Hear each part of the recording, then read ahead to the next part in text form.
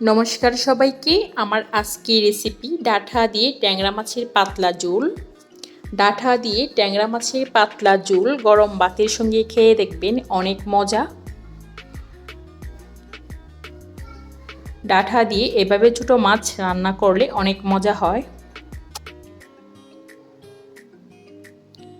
খুব সহজেই এটা যে কেউ তৈরি করতে পারবেন। খুব মজার একটি তরকারি, আর ছোট মাছ তো সবাই খুব বেশি পছন্দ করে। তো ছোটো মাছ রান্না করার জন্য আমি এখানে কড়াইয়ে তেল পেঁয়াজ কুচি দিয়ে দিলাম। এবার এর মধ্যে মশলাগুলো দিয়ে দেব। তো প্রথমেই দিয়ে দিচ্ছি 1 চামচ পরিমাণ হলুদ। এবার এর মধ্যে দিয়ে দেব পরিমাণ মতো লবণ। এবার দিয়ে দেব 1 চামচ পরিমাণ লাল মরিচের গুঁড়া।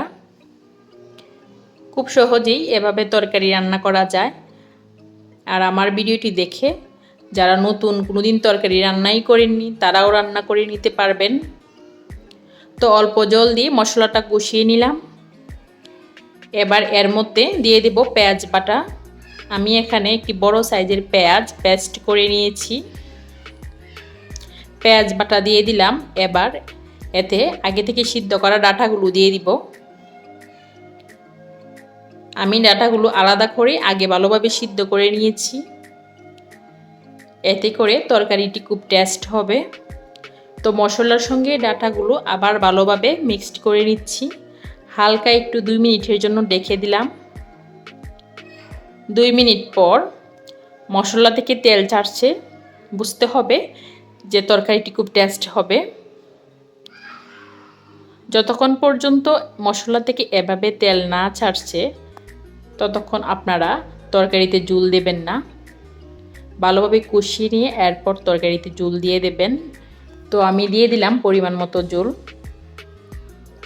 এবার আগে থেকে ভেজে রাখা ছোটো মাছগুলো দিয়ে দিব। আমি এখানে ছোটো মাছ নিয়েছি। ছোটো মাছ নেওয়াতেও আমি হালকা হলুদ লবণ দিয়ে একটু মাছগুলো ভেজে নিয়েছি। অনেকেই ছোটো মাছ ভেজে নেয় না, কিন্তু ভেজে নিলে তরকারির স্বাদটাই অন্যরকম হয়। তো মাছগুলো দিয়ে 4 থেকে 5 মিনিট হাই হিটে জাল দিয়েই নামিয়ে নিলাম মজাদার ডাঁটা দিয়ে ট্যাংরা মাছের তরকারি। ধন্যবাদ সবাইকে। সবাই ভালো থাকবেন। আর আপনি যদি আমার ভিডিওটি নতুন দেখে থাকেন, তাহলে অবশ্যই আমার চ্যানেলটি সাবস্ক্রাইব করে দিয়ে দিবেন প্লিজ। আর যদি ভিডিওটি দেখে আপনার ভালো লেগে থাকে, তাহলে অবশ্যই ভিডিওটিতে লাইক দিয়ে যাবেন।